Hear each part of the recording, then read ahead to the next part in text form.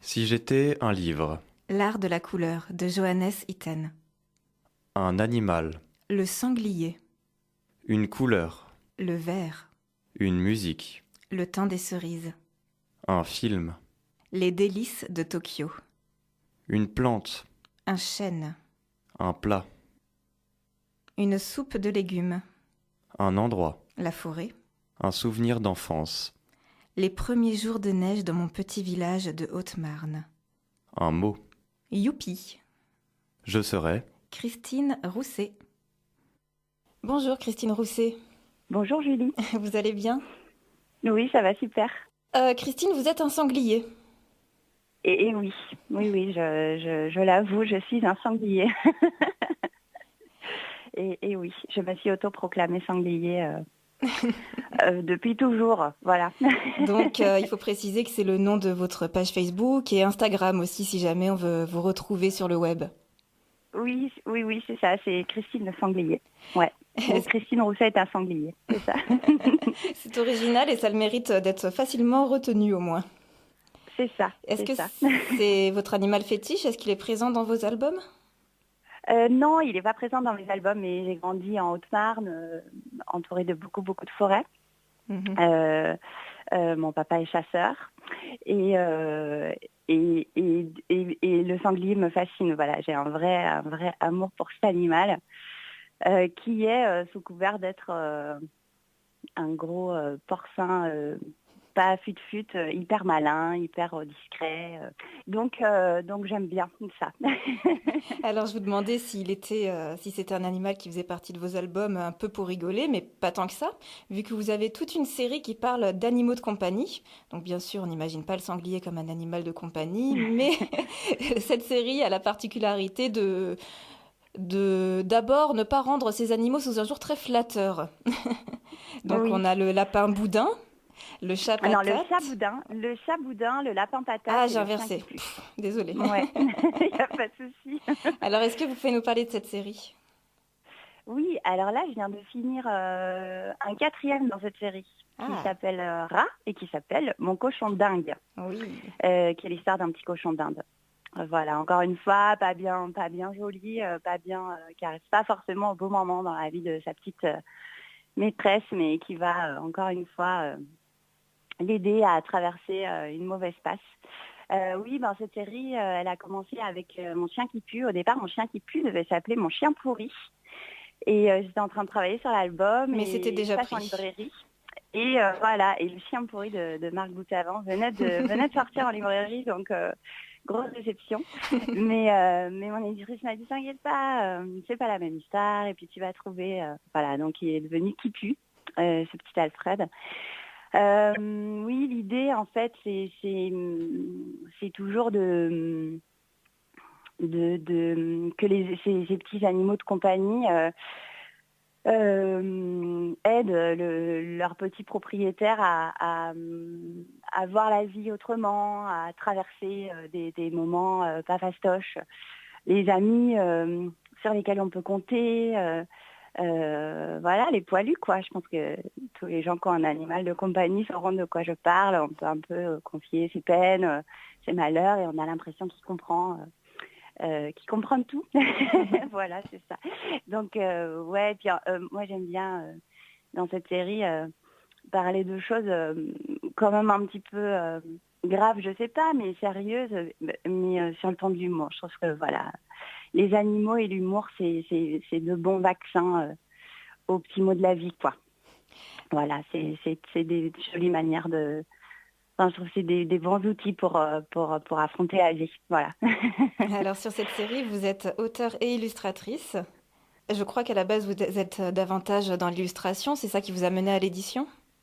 Oui, c'est ça. Alors oui, je suis d'abord illustratrice, mais j'ai toujours eu envie d'écrire des histoires. Mm. Après, il y a ce fameux problème de légitimité où je me sentais légitime, je sais pas, mais je me sentais plus, oui, légitime d'être illustratrice. Et puis j'écrivais toujours, j'écrivais. Mais je n'osais pas bien montrer mes histoires. Et puis un jour, j'en ai parlé à mon éditrice,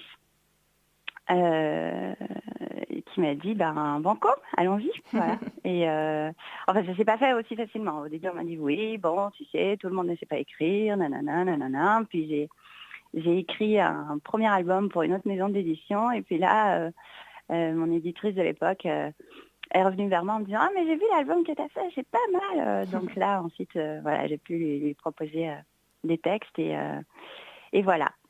Et c'est parti. Est-ce que pour vous, ça change un peu le travail de faire les illustrations de votre propre texte ou de celui de quelqu'un d'autre? Oui. Alors, oui, parce que, en fait, quand j'écris, je sais pourquoi j'ai écrit les choses, je sais là où je vais en venir, voilà. Et du coup, j'ai du mal à prendre de la distance par rapport à ce que j'ai écrit. Quand un texte m'arrive, je peux plus facilement emprunter des chemins de traverse, contourner les images ou parce que je n'ai pas fait le texte, donc je j'ai pas la trame de fond, l'élan de l'auteur. Moi, je ressens un texte brut. Et donc, quand c'est moi qui écris, voilà, j'ai plus de mal à prendre de la distance parce que je sais trop ce que j'ai voulu dire. Donc voilà. Mais c'est quand même quelque chose que j'aime bien. Souvent aussi, on s'est rendu compte dernièrement avec mon éditrice que les premières versions des textes, ils sont très très longs, très très lourds parce que j'écris aussi ce que je vais dessiner. Donc il y a beaucoup de coupes aux relectures parce que Le dessin vient prendre sa place. Ouais, c'est ça, et il faut pas que l'un et l'autre parasitent. Donc Alors justement, voilà. vous parliez de votre dessin. On le compare parfois à des gribouillis. Je crois que vous le dites Ouais. vous-même. Vous pouvez nous Ouais. parler un peu de ce style que vous avez Alors c'est difficile de parler de son travail. Moi, il y a les gens qui en parlent le mieux, c'est les lecteurs et les petits enfants que je rencontre dans les écoles. Parce qu'on ne se rend pas forcément compte de ce qu'on fait. Mais je peux parler de mes inspirations plutôt. Bien Moi, je sûr. suis très très fan d'un mouvement artistique qui s'appelle le mouvement Cobra, qui est un mouvement artistique qui a duré 5 ans dans l'histoire de l'art. Donc c'est pas fameux, mais il y a des artistes tels que Asger Jorn ou Karel Appel qui ont fait partie de ce mouvement. Et c'est un travail très très dans l'énergie, très dans la spontanéité, très dans le plaisir de faire. Alors voilà, c'est vraiment ce que je cherche moi, les surprises, les hasards. Et puis, je suis pas très patiente, d'où le sanglier. Donc, je suis très admirative, par exemple, du travail de fourmi de Rebecca d'Outremer, mais je sais que j'en suis incapable. Génétiquement, je ne suis pas programmée pour ça. Et j'aime bien quand ça va vite, j'aime bien quand ça passe l'air de rien, j'aime bien quand ça... voilà, le Z de Zorro, là, qui signe sur les ventres de ces... des gens qui rencontrent, voilà, j'aimerais bien, voilà, d'un trait, un truc... voilà, c'est ça que je cherche, la spontanéité, l'énergie, des choses comme une évidence, même si derrière, il y a quand même du travail. Oui.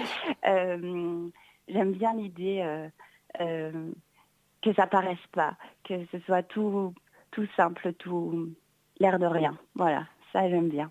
C'est aussi le sanglier, ça. L'air de rien. Est-ce que vous faites beaucoup de recherches sur vos personnages? Oui, il y a un temps de dessin qui est complètement... ouais, c'est comme un musicien va faire ses gammes ou comme un sportif va s'entraîner régulièrement.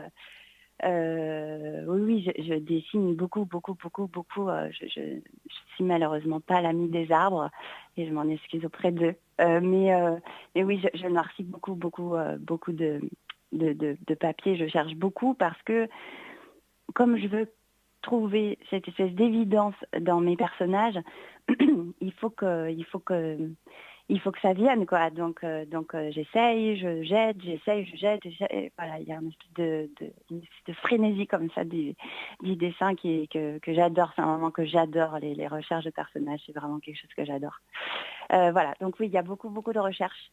Et puis il y a aussi beaucoup de... je me questionne beaucoup, par exemple, sur le bien fondé de la présence de tel ou tel détail. Est-ce que c'est vraiment nécessaire? Est-ce que je peux pas m'en passer? Est-ce que je raconte pas trop de trucs? Est-ce que c'est juste par rapport à l'intention? Est-ce que la rêverie et l'imagination du lecteur, il va avoir assez la place? Alors, je me pose pas ces questions en ces termes-là quand je dessine, mais voilà, souvent je me demande est-ce que c'est nécessaire? Voilà, je crois que c'est tout. Vous avez aussi fait beaucoup de livres avec Jovitech chez La Martinière Jeunesse. C'est toute une Oui, série de livres un petit peu objets. oui. Comment est-ce que cette série est née? Donc on a fait cette série de la petite fille. On a commencé en 2010, donc on fait bientôt les 10 ans de cette série. On se connaissait pas du tout avec Jovitech. Mon éditrice a reçu les textes et c'est une image qu'elle avait vue sur mon blog de l'époque qui a fait pencher la balance en ma faveur pour le choix de l'illustrateur ou de l'illustratrice. Quand j'ai proposé Le ventre de maman, au départ, ça ne devait pas du tout être un livre-objet. Mais moi, j'ai proposé cette solution. C'est-à-dire que, voilà, toujours dans ce souci d'être juste, de ne pas trop en dire et tout ça, je me suis dit, mais qu'est-ce qu'on raconte là, le ventre de maman, toi devant, moi dedans? C'est l'histoire du ventre et de cette petite fille qui voit le ventre de sa maman grandir. Donc je me suis dit, ok, on va raconter que l'histoire dans le ventre. Et puis le petit flap du bébé, puisque c'est ça bien sûr, ça dessine la relation grand frère, grande sœur, petite sœur. Donc voilà, on va juste parler de ça. Et donc j'ai proposé une maquette à mon éditrice qui m'a dit, ok, on y va. Et puis, il n'y avait pas du tout l'idée d'une série derrière, etc. Mais l'album a reçu un bel accueil. Donc l'éditrice a demandé à Jo de faire un deuxième texte, qui était Les bras de papa. Et puis, je crois que c'est Jo qui a proposé instantanément Le petit cœur. Et puis, comme ça, après, la série était lancée. Donc voilà. Et puis, on a décidé d'arrêter parce que... on avait le sentiment, nous, d'avoir raconté tout ce qu'on avait à raconter avec cette petite fille. Donc le dernier album s'appelle Sous mon arbre, il est sorti en juin 2018. Et on trouvait ça super d'avoir commencé l'histoire de cette petite fille devant le ventre de sa maman et de terminer l'histoire de cette petite fille au pied d'un grand chêne. Pour nous, la boucle était joliment bouclée et l'aventure était... Voilà, on a vraiment eu le sentiment d'avoir vécu ce qu'on avait à vivre avec ce personnage et avec cette série. Ouais. Et voilà. Et donc c'est une série, à chaque album, déjà c'est rempli de douceur et il y a des émotions qui sont mises en avant à chaque album, à chaque histoire. Oui, c'est ça. Et par exemple, on peut parler de Sous mon arbre.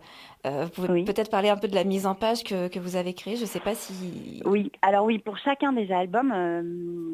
j'ai proposé un aspect technique, concret, qui est pour moi en lien avec ce fil conducteur qui traverse l'album. Donc le ventre de maman, c'est des flaps où on va rendre visite au bébé dans le ventre de la maman.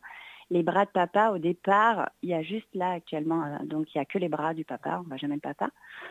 Et il y a juste un vernis gonflant sur les bras. Mais moi, au départ, je voulais même pas que ces bras soient dessinés. Je voulais juste que le papier soit gaufré et qu'on ait du coup que l'ombre que fait le gaufrage du papier. L'idée pour moi dans cet album, c'était que les bras de papa, ils sont toujours là. Que ce soit une présence un petit peu fantomatique, mais qui aide qui nous donne notre élan à vélo, qui nous caresse. Voilà.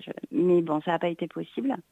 Bref, pour chaque album, j'essaye de mettre techniquement en place des solutions qui vont appuyer l'émotion ou l'idée qui traverse le texte. Donc pour l'arbre, on est pour le petit cœur, donc on a une forme de découpe en cœur qui va du plus gros au plus petit. Là, c'était l'idée de l'introspection, puisque la petite fille va regarder dans son petit cœur tout ce qui se cache à l'intérieur. Donc pour moi, cette forme concentrique du petit cœur, c'était vraiment on va au plus profond de soi. Et là, pour l'arbre, j'ai repris la même idée, mais là, cette fois, pour moi, elle était vraiment... quand on regarde la couverture, ça représente les cercles qu'il y a sur un tronc coupé. Je ne sais pas comment s'appellent ces cercles. Quand on coupe, il y a plein de ronds là. Quand on coupe un arbre, il y a plein de ronds. Et on dit qu'on calcule l'âge de l'arbre, etc. avec ces traits-là. Donc c'était ça pour moi. Et ça nous permettait d'avoir en plus toutes les couleurs changeantes de l'arbre dès le début. Et donc je trouvais que ça avait du sens. Voilà. Et c'est tout. Je crois que j'ai répondu. Ces différents travaux de découpe et de création de livres-objets, ça vient s'ajouter à votre travail d'illustratrice? Oui. C'est encore d'une technique différente? Oui, alors après, c'est pas non plus un travail de pop-up où là, il y a des ingénieurs papier, etc. Moi, c'est toujours quand même assez simple à faire. C'est toujours du découpe ou de la découpe, du flap, mais on essaye aussi que ce soit pas trop onéreux en termes de fabrication, même si ça est plus qu'un livre où il n'y a pas du tout de découpe, mais il y a quand même ce souci que les coûts soient raisonnables, aussi parce qu'il faut que ça puisse se faire et que le prix de l'album reste accessible quand même. Accessible, pas mal de voilà. monde, oui, bien sûr. Voilà. Et donc, et en même temps, moi j'adore avoir des contraintes, quelles qu'elles soient techniques ou budgétaires, parce que je trouve que sous la contrainte, on est créatif. On est empêché, on râle, je suis un sanglier, mais à chaque fois, ça nous pousse dans nos retranchements et il faut trouver quand même le truc qui va faire que voilà, on compose avec tout et puis c'est finalement juste une métaphore de la vraie vie, quoi. Donc je trouve ça super cette contrainte-là. Et donc, je ne me rappelle plus du tout votre question. Moi non plus, du coup. Mais par contre... Oui, à chaque fois, voilà, il y a l'aspect matériel et ce travail se rajoute effectivement à mon travail d'illustratrice. Mais pour moi, c'est la même chose, en fait. Parce que pour moi, c'est juste une autre technique pour illustrer le texte. C'est vraiment juste... pour moi, c'est complètement en lien. C'est pas complètement différent. Hein. C'est dans la continuité. Voilà, ouais, comme je changerais de crayon, et ben voilà, je découpe le papier aussi. Voilà, je suis multi-outil. Je suis un couteau suisse. C'est dit. Alors, on a un petit peu parlé de votre travail d'écriture, d'illustration, mais le métier d'auteur ne s'arrête pas là et les auteurs vont souvent rencontrer leur public. Et vous, je sais que vous êtes notamment à l'aise avec le très jeune public. Oui, oui, alors... Oui, parce que je les trouve, je vais faire un peu Miss France, mais ils sont vraiment trop mignons, les petits. Non, mais vraiment, j'ai pas d'autres mots. Ils sont juste archi mignons. Ils ont une spontanéité qui est géniale, notamment dans les petits ateliers alors dans la rencontre, c'est super parce qu'il y a les questions préparées par les maîtresses en général, et puis très vite, ça dérive, et ça, je trouve ça super parce que d'un coup, les maîtresses vont être très embarrassées des questions des enfants, genre « Ah, mais t'as quoi, t'as les de travers ?»« Oui, d'accord. T'as des jolies boucles d'oreilles ?»« Ouais. » Et les maîtresses sont là « Oui, bon, les enfants. » Et moi, je trouve ça super. Et puis quand on leur propose un travail, ils sont juste à fond. Après, quand on passe le CP, et ça, c'est vraiment fou, c'est flagrant dans toutes les classes que j'ai rencontrées. Quand on passe le CP, quand on propose au maternel de dessiner, ouais, ok, on dessine, bim bam boum, les feutres, les machins, les trucs, c'est génial. Et quand on arrive au CP, c'est oh non, mais moi j'y arrive pas. Non, mais moi je sais pas bien dessiner les lapins. Non, mais moi j'ai peur de dessiner les carottes. Et ça, je trouve ça dingue. Et voilà, moi j'adore la spontanéité des enfants. On dessine un lapin, on n'a pas commencé à donner quoi que ce soit, il y a déjà 50 lapins sur la table et voilà, c'est super, ils sont à fond. Ouais, j'aime beaucoup. Et puis après, ils partagent souvent en partant, on a des câlins. Donc je reviens avec à loisir la scarlatine, la varicelle, tout ça, j'aime bien. Pendant les éclats de lire, vous allez proposer un atelier pour les tout petits. Est-ce que vous pouvez nous dire ce que ce sera ? Alors, c'est un atelier de peinture propre. En fait, avec Jo, on a fait un album pour les tout petits qui s'appelle Aller au nid. Et cet album a été choisi par le conseil général de la Vendée, conseil départemental, on doit dire maintenant, je crois, de la Vendée, aux naissances. Pour offrir à tous les nouveau-nés du département en 2017 et 2018. Et dans ce cadre-là, on a rencontré pendant 5 semaines les tout petits vendéens. Le plus jeune avait 15 jours. Alors, c'était vraiment génialissime. Le bébé a écouté l'histoire, alors complètement hypnotisé. Et quand on a refermé le livre, il s'est endormi. C'était tellement génial. Et donc, on a rencontré vraiment des tout petits. Et donc, il a fallu proposer un atelier. Moi, c'était important pour moi en tant qu'illustratrice de l'album qui repartent avec une production plastique. Mhm. Et là, j'ai pioché dans mon expérience de maman pour me dire, mais mon Dieu, qu'est-ce qu'on fait avec des tout petits l'atelier de peinture propre, c'est juste on glisse la peinture sous une pochette. Et donc les enfants ont quand même, parce que c'était l'atelier qui était proposé autour de cet album, c'était un atelier de découverte des couleurs qui se prête beaucoup à l'âge avec lequel on devait travailler. Et donc, voilà, on découvre la couleur et ça fait une première peinture pour les enfants, alors de 0 à 18 mois, puisque c'était vraiment le cœur des enfants qu'on rencontrait. Et donc, les tout petits vont juste découvrir la sensation de la peinture qui s'écrase sous leurs mains. Les plus grands qui ont déjà peint sont très étonnés d'appuyer sur la peinture et d'avoir les mains propres. Et ceux encore plus grands vont pouvoir, après avoir nommé les couleurs, déjà découvrir que le bleu et le jaune, ça fait du vert. Donc, l'air de rien, encore une fois. Et c'est un petit atelier qui a l'air de rien, mais qui fait découvrir et qui transmet plein de notions autour de la couleur aux enfants. Et en plus, j'aime bien parce que souvent, les nounous qu'on a rencontrés ou les parents disent « Ah, c'est super, je vais le refaire à la maison. » Voilà, puis il y a plein de possibilités de changer cet atelier, de l'adapter aussi. Et bref, voilà. Donc, c'est ça que je vais proposer. D'accord, donc on aura un atelier peinture propre pour les tout petits, pour qu'ils puissent découvrir un peu les couleurs et la peinture. Ça fera une première approche. C'est ça. Et c'est super aussi parce qu'en tant que maman, on peut faire de la peinture sans repeindre la maison ou passer 2 heures après l'atelier à nettoyer la maison. Et ça, c'est vraiment cool. Est-ce que, avant de se quitter, vous avez quelque chose à nous dire à propos de vos projets ou de vos actus ou autre chose? Je suis très très très bavarde. Alors en vrai, j'ai beaucoup de choses à dire. Si vous m'arrêtez pas, je ne m'arrêterai pas de moi-même. Non, je vais vous parler des projets que je suis en train de faire actuellement. De finir mon cochon dingue. Et là, je suis en train de finir un album avec un auteur qui s'appelle Taimark Le Tan. Ah. Et c'est un album qui s'appelle Gordilock. Et c'est l'histoire du plus méchant des méchants. Voilà, c'est un album qui fait très très peur. Ou pas du tout, c'est selon. Voilà, pour quelle tranche d'âge à peu près, vous savez déjà? Je suis un peu nulle pour dire ça, c'est les éditeurs qui disent ça, moi je sais pas. Oui, c'est eux qui décident à chaque fois. Mais moi je dirais de 0 à 100 ans, bien sûr, comme à chaque fois. Mais non, on s'amuse beaucoup, on rigole beaucoup avec cet album et on est très contents. Enfin là, j'ai la planche sous les yeux, c'est pas fini, j'en suis à avant-dernière double. Mais on espère vraiment que les petits lecteurs vont autant rire et avoir peur quand même en le lisant que nous, on s'est amusés à le faire. Et c'est un vrai plaisir de travailler ensemble avec Taimark, on est très contents. Et puis après, oui, il y a beaucoup, beaucoup de choses en cours.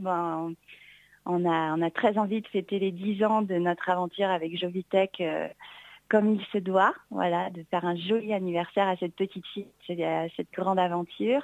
Super. Et puis moi, j'ai des projets seule en tant qu'auteure et illustratrice, des projets de série, des projets aussi pour les tout petits. Il y a beaucoup de choses. Bon, super. Voilà. Donc c'est plein de choses qu'on pourra découvrir les années à venir. Et on est content de savoir que vous n'allez pas vous arrêter si vite. Non, je suis pas partie pour non. Et je pense qu'on a tous hâte aussi de découvrir cet album avec Taimark Le Tan. Super. Il sera là en mai, il sera sorti. Je crois qu'il sort fin mars ou début avril. Super. Ah, fantastique. Ouais, c'est cool. Bon, à découvrir aux éclats de lire, alors, un album de Taimark Le Tan avec Christine Rousset. Bien, merci beaucoup, Christine, pour cette interview. Merci à vous. Et donc, on se voit au mois de mai, alors, au Vigan. Avec grand plaisir. Au revoir. Au revoir.